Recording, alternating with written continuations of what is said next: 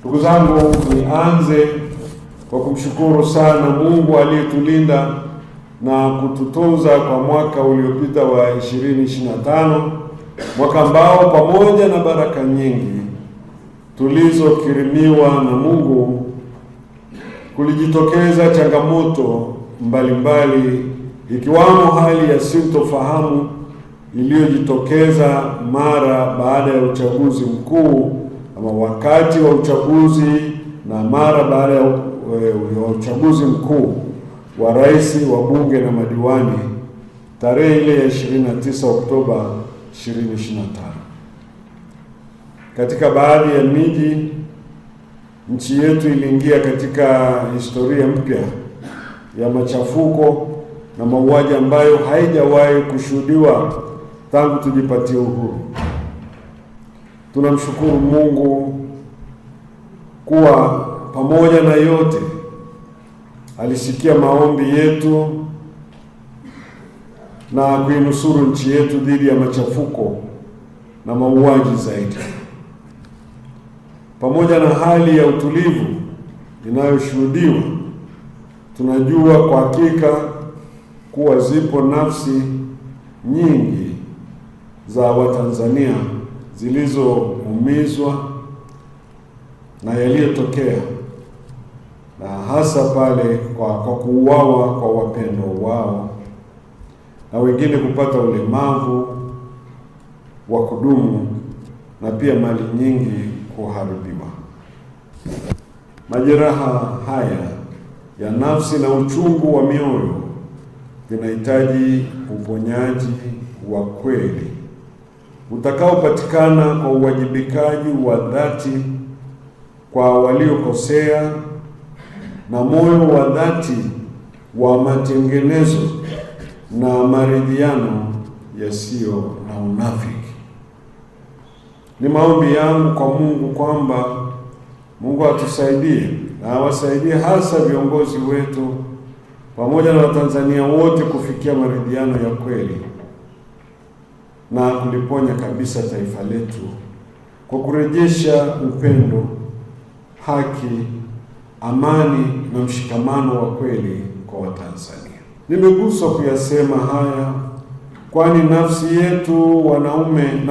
yetu wanaume ni ya muhimu sana katika kuliponya taifa letu, kwani sauti zetu bado zinasikiwa na kuheshimiwa. Hivyo tukikubali kutumika sawasawa, tutaliponya taifa letu. Tunayo nafasi pia katika familia zetu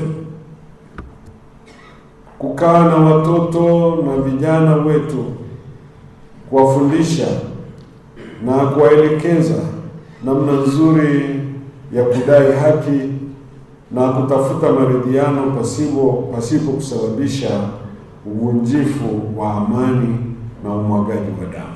Umoja wa wanaume si chombo wala juhudi za wanaume kushindana na wanawake, bali ni mpango wa kanisa wa kujenga na kuimarisha familia, kanisa na jamii kwa kuhamasisha ushiriki makini wa jinsi zote, wanaume na wanawake, katika kuwa na familia bora zaidi, kuwa na kanisa bora zaidi na taifa bora zaidi.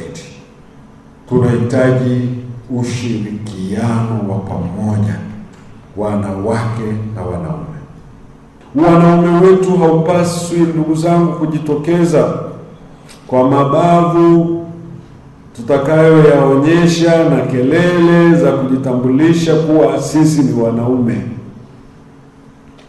bali muonekane katika mambo mema na mafanikio katika familia zetu, katika jamii na hata katika kanisa, kwa kutimiza vyema majukumu yetu, hasa katika kipindi hiki ambapo tunakabiliwa na changamoto mbalimbali, ikiwamo uharibifu mkubwa wa mazingira. Wanaume tunafanya nini ili familia iweze kuwa imara na jamii isiporomoke? na isiharibike. Lakini mwanamume lazima, nimetumia neno lazima, asimame, halafu vitu vingine vikae juu yake. Yeye ndiye msingi katika msimamo huo. Kwa hiyo jamii inamhitaji sana mwanamume ambaye anazingatia nafasi yake, ili dunia hii, ulimwengu huu, kanisa hili, taifa hili lisiporomoke, lisiharibike.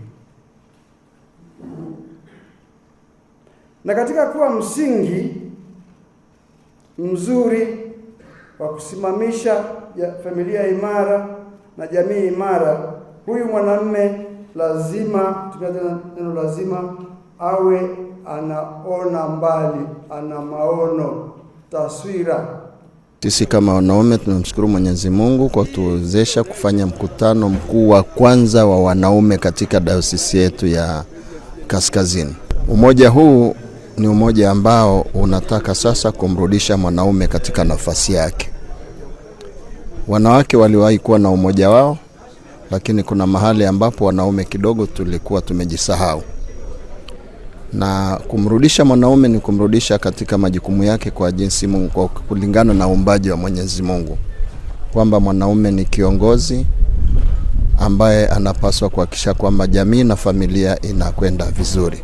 Kwa kweli, kwanza ninamshukuru sana Mungu kipekee kwa kutupa neema mwaka huu wa mwaka 2026 kukutana kwa umoja huu wa namna hii kwa wanaume.